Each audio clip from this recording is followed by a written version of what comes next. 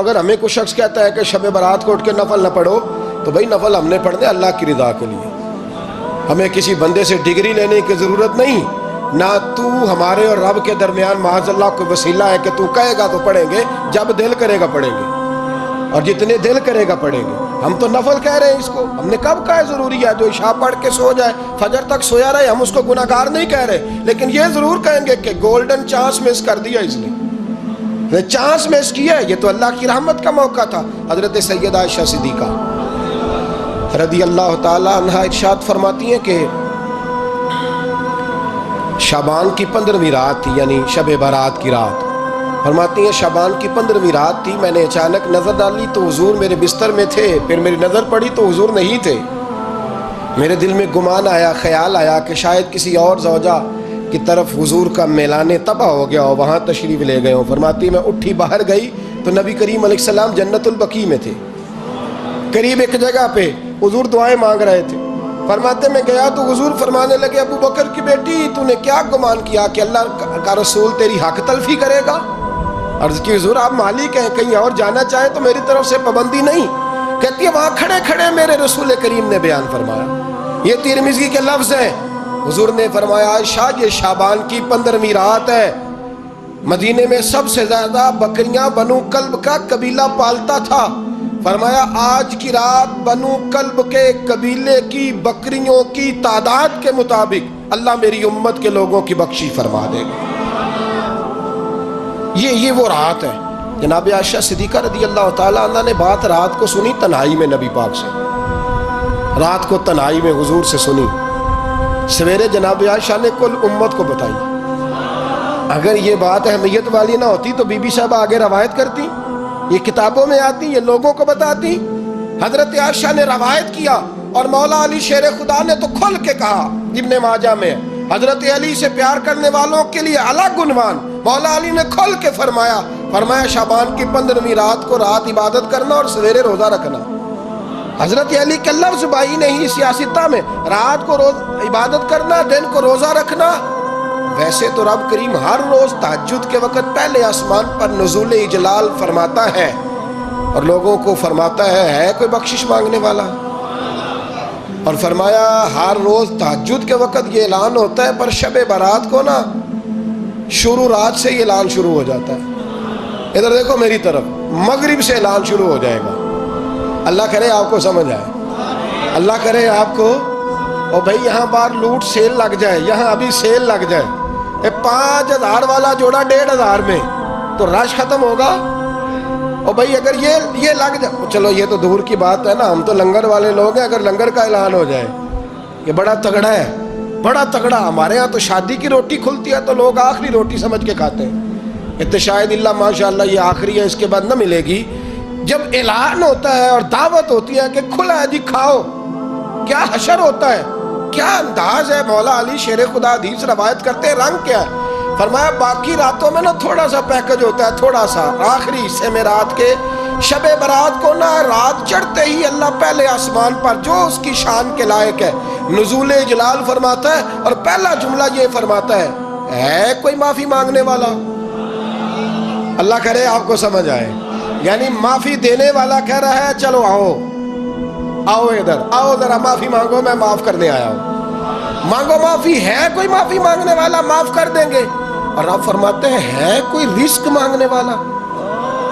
وہ جو بڑی درخواستیں دیتے پھرتے ہیں نا مختلف اداروں میں، وہ ایک درخواست نا کل شب برات والی رات بھی دے۔ اللہ کرے آپ کو سمجھ آئے۔ وہ جو کہتے ہیں نا بڑی بڑی کمپنیوں میں نے اپلیکیشن جمع کرائی ہے تو کہیں کام نہیں بن رہا تو نسخہ دے رہا ہوں، ایک اپلیکیشن کل رات بھی جمع کراؤ انشاءاللہ کام بن جائے گا۔ اور میں نہیں کہہ رہا، مولا علی شیر خدا فرما رہے ہیں، اور وہ خود نہیں فرما رہے، وہ نبی پاک کا فرمان نقل کر رہے ہیں، اور وہ رسول اللہ صلی اللہ علیہ وسلم کی بات نہیں بیان کر رہے، وہ کہتے ہیں رب فرماتا ہے کوئی روزی مانگنے والا؟ سارے سیٹھوں، نوابوں، جاگیرداروں کے پاس جا جا کے تھک گئے ہو، ایک دن میرے کہنے پر، ایک رات، ایک دیہڑی ذرا شب برات والی لگا کے تو دیکھو، پر شرط یہ ہے کہ یقین کامل ہو، ارادہ یہ، مطلب اللہ معاف کرے، آپ نے ناراض نہیں ہونا، لیکن وہ ماحول اس طرح کا ہے کہ شب برات کو ایک دو ساتھی کو کہا رات کو عبادت کر کہتے ہیں جی وہ تو ٹھیک ہے پر سویرے چھٹی نہیں، کام کرنا ہے. یعنی رب کہہ رہا ہے کہ تو آ جا شب برات کی رات، جو مانگے گا وہ تجھے. لیکن یہ ادھر نہیں توجہ کر رہا، یہ کہتا ہے سویرے 10 بجے دکان نہ کھلی تو مشکل ہو جائے گی، دفتر نہ گیا تو حالات. آپ دیکھیں ذرا، اب جب یقین اس طرح کا ہو تو پھر تو بھائی ساری زندگی اداروں میں درخواستیں دینی ہیں. پھر آپ جیسا آپ کا مزاج ہوگا، اللہ تعالیٰ تو بندے کے گمان کے قریب ہے. تو میرے رسول پاک علیہ السلام نے ہمیں یہ میسج دیا، پیغام دیا، فرمائے اس رات جو اولاد مانگے گا رب اسے بھی عطا فرمائے گا. اس رات جو اللہ سے بخشش مانگے گا اللہ اسے بھی دے گا. اس رات جو رب کریم سے عزت مانگے گا اللہ اسے بھی عطا کرے گا. شارحین نے لکھا اس رات جو رب سے پردہ پوشی مانگے گا اللہ اسے پردہ پوشی بھی عطا کرے گا. جو جنت کا سوالی ہوگا رب اپنے فضل سے عطا فرمائے گا. کوشش فرمائے. 10 محرم کو ہمارے ہاں لوگ جاتے ہیں قبرستان، وہ کسی حدیث سے ثابت نہیں، میں منع نہیں کر رہا، جائیں 9 محرم کو جائیں، 10 کو جائیں، 11 کو جائیں، 8 کو جائیں، سفر میں جائیں، ربیع الاول میں جائیں، قبرستان میں جب بھی جائیں منع نہیں ہے. لیکن شب برات والی رات تو خود رسول کریم گئے ہیں نا قبرستان. اب جو بات میں نے سمجھانی ہے اس کو سمجھیں. نبی پاک کی والدہ کا مزار نہیں ہے وہاں جنت البقیع میں. حضور کے کو بھائی بہن حضور کیا کرنے گئے؟ امت کی بخشش کے لیے گئے. شب برات کی رات لالچی نہ بنے کہ صرف میں نے اپنے لیے روزی مانگنی ہے، کل امت کے لیے مانگے رب کریم سے. مانگے اپنے بھائی کے لیے، مانگے اپنی بہن کے لیے، مانگے اپنے بیٹے کے لیے، مانگے اپنی بیٹی کے لیے، مانگے اللہ کریم. یہ مانگنے کی رات ہے. پچھلی راتی رحمت رب دی کرے بلند آوازہ، بخشش منگن وارے کارن کھلا جے دروازہ. آئیں اللہ کی بارگاہ میں اس رات کو کھل کے دعا مانگیں. قبرستانوں میں نا کچھ قبریں ایسی ہیں کہ جو بتاتی ہیں کہ سالوں بیت گئے ہیں کوئی آیا نہیں. کچھ قبریں بتاتی ہیں. اور کچھ بڑے قبرستان بڑے شہروں میں ایسے بھی ہیں کہ جن کا گورکن کہتا ہے کہ مجھے کمیٹی نے کہہ دیا ہے جہاں 4-5 سال کوئی نہ آئے وہاں نئی قبر بنا دیا کرو، وہاں نئی قبر بن جاتی ہے معاذ اللہ. او بھائی کچھ ہیں ایسے، کچھ ہیں. یہ جائے نا اکبر بادشاہ یہاں لیٹا ہے لاہور میں تو شعر لکھا ہوا ہے، بر مزارے ماں غریباں نے گلے پروانہ سوزز نے صدائے بلبلے. فارسی کا مقولہ لکھا ہے اس کی قبر پہ، کہتا ہے میں وہ غریب ہوں. اعلیٰ بادشاہ ہے مقبرے میں لیٹا ہے، کہتا ہے میں وہ غریب ہوں کہ نہ یہاں کوئی پروانہ آتا ہے نہ بلبل آ کے گیت گاتی ہے. کوئی آتا ہی نہیں، کوئی فاتحہ نہیں پڑھتا، کوئی فاتحہ نہیں پڑھتا.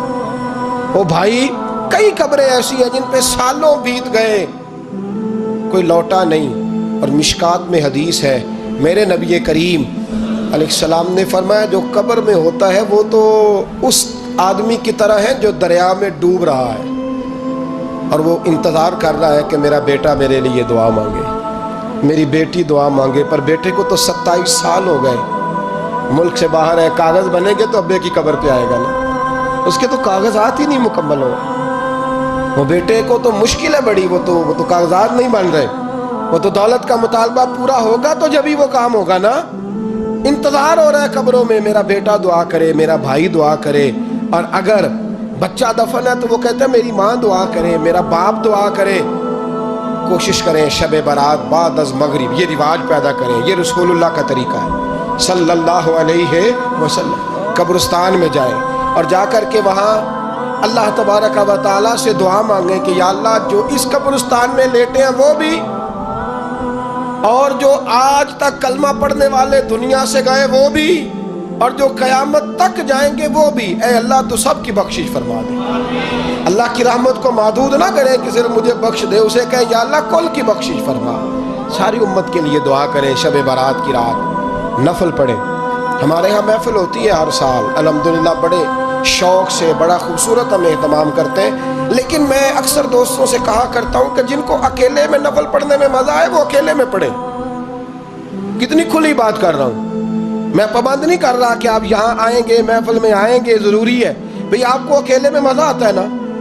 کچھ لوگ تنہائی میں ہوں تو دل زیادہ لگتا ہے، وہ تنہائی میں کریں اللہ اللہ کوئی عرض نہیں.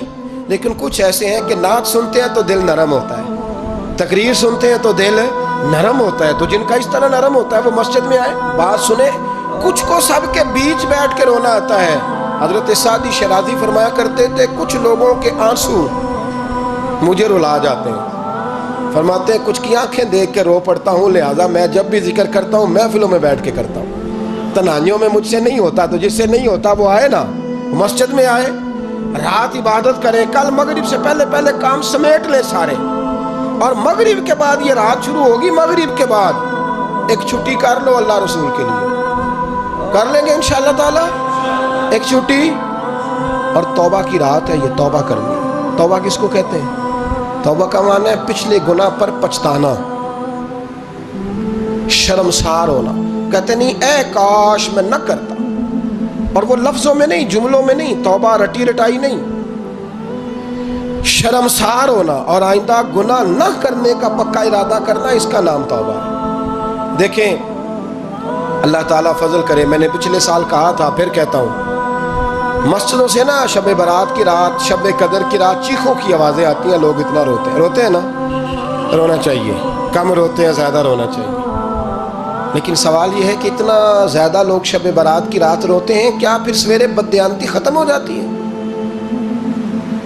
जो रात मस्जिद में खुल के रो के आया है उसका प्रोग्राम है ना कि अब मिलावट कभी नहीं करेगा, अब गाहकों से झूठ कभी नहीं बोलेगा, अब वो बददियानती का मामला कभी नहीं करेगा। लेकिन रात रोता भी रहे और सवेरे प्रोग्राम ये हो कि मैंने फिर लोगों को फरेब देना है, दाव लगाना है, तो इसने तौबा किया रात के, यहाँ बस ये एक्टिंग करके लौट आया, यानी बड़ी सजा बना करके सवार करके रात तौबा की।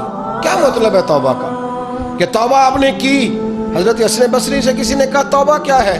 फरमाने लगे तौबा यह है कि जिस गली से रब ने तुझे मना किया है दोबारा फिर तू उस गली में नजर ना आए, तू नजर ही ना आए, और जिस जगह जाने का रब ने तुझे हुक्म दिया है फिर तू दोबारा वहां से गैर हाजिर ना हो। अगर ये प्रोग्राम ही नहीं, इरादा ही नहीं, बच्चे एक तो मुझे कहने लगे कल हजरत साहब तौबा के मौजू पर हमने गुफ्तगू करनी है, तो कोई बाप बताए कहाँ पे है। कुछ बच्चे शागिर्द हैं, कुछ मस्जिद में जुमा पढ़ाते हैं। एक ने मुझसे कहा, तो मैंने कहा बेटे पहले मस्जिद में जाओ, 2 नफल पढ़ो, तौबा करो, तौबा का इरादा बनाओ, ये रस्म नहीं है। वो नात खां भी तो तौबा कर लेना जो शब बारात के दिन लोगों को तौबा कराने आया है और 25,000 का सौदा करके आया है। तू आज इस काम से तो तौबा करना, ये नोट फिकवाने से तो तौबा करना, ये रस्म है। सारी रात तौबा तौबा तौबा तौबा, ये क्या माना है इसका?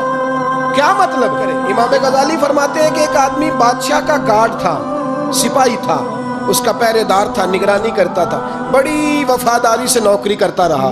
बादशाह ने उसे तनख्वाह के अलावा भी बड़ा नवाजा, बड़ा नवाजा, बड़ा नवाजा। उसे बादशाह ने बड़े अलाउंसेस दिए, बादशाह ने बड़ा कुछ दिया, मकान दिया। कुछ सालों के बाद बादशाह को पता चला कि ये मेरे लिए नहीं आता था, इसकी तो मेरी कनीज पर नजर थी, इसने तो रात की ड्यूटी इसलिए लगवाई थी कि कनीज पर नजर थी। तो इमाम फरमाते हैं कि बताओ फिर वो बादशाह उसके साथ क्या सलूक करेगा, वो क्या सलूक करेगा? तो लोग कहने लगे हुजूर लगता ये है कि वो ना 4-5 हिस्सों में काट के तो कुत्तों के आगे फेंकेगा। आप फरमाने लगे मेरा रब तो बड़ा ही करीब है, वो तो ऐसे नहीं करता, लेकिन बतलाओ अगर उसे पता चले तो ये रस्म के लिए आया है, इसकी तो नज़र ही माल पे है, ये तो सवेरे बदलेगा नहीं, ये तो धोखा दे रहा है, ये तो तौबा करने आया ही नहीं, इसने तो ढोंग रचाया है, उसे तो पहले से खबर है। तो फिर तुम क्या उम्मीद रखते हो, फिर क्या रवैया रखते हो? शबे बारात की रात धाड़े मार मार के रोना और सुबह उसी तरह धोखा देना, उसी तरह फरेब करना, उसी तरह झूठ बोलना, उसी तरह बददियानती करना, उसी तरह लोगों को लूटना, तो ये रस्म नहीं है तौबा। तौबा तो बदल जाने का नाम है, तौबा तो फिर संवर जाने का नाम है। तौबा तो इस तरह है जिस तरह हजरत इब्राहिम इब्ने अदम ने की थी। वक्त के बादशाह थे बादशाह, जब तौबा की तो फिर हर चीज छोड़ दी, फिर माल लोगों में बांट दिया और फिर टाट का लिबास पहनकर जिंदगी गुजारी। लोगों ने कहा हुजूर ये तब्दीली है। फरमाया तब्दीली नहीं, ये मेरी तौबा है, ये मेरी तौबा है। जब तौबा की तो फिर बदल के की, जब तौबा की तो फिर तब्दील किया आपने। ये क्या तौबा हुई? सारी रात रोते रहे, सवेरे दुकान पे जाकर फिर कसम उठाई कि मुझे तो पड़ता ही 11,000 का है, ये तौबा है? तो आपने और मैंने तौबा करनी है तो इंशाअल्लाह ताला इस तरह करनी है कि फिर 15वीं शाबान को बदल जाए। ये जो मौके आते हैं ना शब बारात के, शब कदर के, یہ بنیادی طور پر اللہ تعالیٰ کی طرف سے دی ہوا موقع ہوتا ہے کہ چلو تمہیں چانس دیتے ہیں، تمہیں چانس دیتے ہیں، پابندی کوئی نہیں، لیکن رب کی طرف سے نا موقع ملتا ہے، چلو تمہیں ایک موقع دیتے ہیں، چلو اپنے آپ کو کلیئر کر لو، تمہیں موقع دیتے ہیں۔ یا اللہ کیا کرے؟ کچھ بھی نہیں، آ کے نا سچے دل سے 2 رکعتیں پڑھ کے توبہ کرو، عرش کا مالک پچھلے سارے معاف کر دے۔ کچھ بھی نہیں، آؤ موقع ہے۔ ان لوگوں کی باتوں پہ نہ جائیں جو بلا وجہ پریشان کرتے ہیں۔ ہمیں بھی روز ہی سوال آتے ہیں، دل نہیں کرتا، کچھ باتیں ایسی ہیں جو کرنے کو طبیعت نہیں چاہتی، میں کروں گا بھی نہیں۔ لوگوں کو شب برات کا حوالہ بھی نہیں مل رہا، حالانکہ ترمذی شریف میں حدیث موجود ہے، صحاح ستہ کی روایت ہے، ترمذی میں موجود ہے۔ پہلے کہتے ہیں صحاح ستہ سے دکھاؤ، جب صحاح ستہ سے مل گئی تو اب اور کدھر جانا ہے؟ اور ابن ماجہ میں موجود ہے مولا علی کی روایت، اور ذرا ترتیب دیکھیے گا، یہ ترمذی کی حدیث ہے، اور امام ترمذی نے تو پورا باب باندھا ہے 15ویں شعبان پر، پورا باب۔ اب تمہاری مرضی ہے، اگر تم نئی بات کو سمجھنا چاہتے۔ اور مجھے پتا کیوں یہ شب برات کیا لگتا ہے، مجھے کبھی کبھی یوں لگتا ہے کہ رب فرماتا ہے کہ رمضان سے 15 دن پہلے ہی پکی سچی توبہ کر لے، تیاری کر، پاک صاف ہو جا، تاکہ جب رمضان آئے نا تو پھر تجھے پاک ہونے کی ضرورت نہ پڑے، بس پھر تو آتا جائے اور میں تیرے اوپر رحمتیں نچھاور کرتا جاؤں۔ بس تو پہلے ہی تیاری کر، 15 دن پہلے ہی، 14 دن پہلے تیار ہو جا۔ کل رات اپنے آپ کو ذہنی طور پر تیار کریں، بچوں کو تیار کریں، گھروں کو تیار کریں۔ اب جب مہمان آتے ہیں نا بڑا کچھ کرتے ہیں، شب برات آئے تو مصلے ایک دفعہ دھویا کریں، ایک دفعہ مصلے دھویا کریں۔ فرش دھوتے ہیں نا، مہمانوں نے آنا ہے تو ایک کمرے کا فرش دھو کے صاف کریں کہ خواتین نے یہاں ساری رات نماز پڑھ دی، یہ ارادے بنائیں۔ جس طرح آپ کہتے ہیں نا رات کو سفر کرنا ہے تو دوپہر میں تھوڑا آرام نہ کر لوں تو کل دوپہر میں آرام کر لیں، تاکہ رات کو رب رب کرنا آسان ہو جائے، اللہ کی بارگاہ میں بیٹھنا آسان ہو جائے۔ مکمل طور پر ذہنی طور پر اپنے آپ کو تیار کریں۔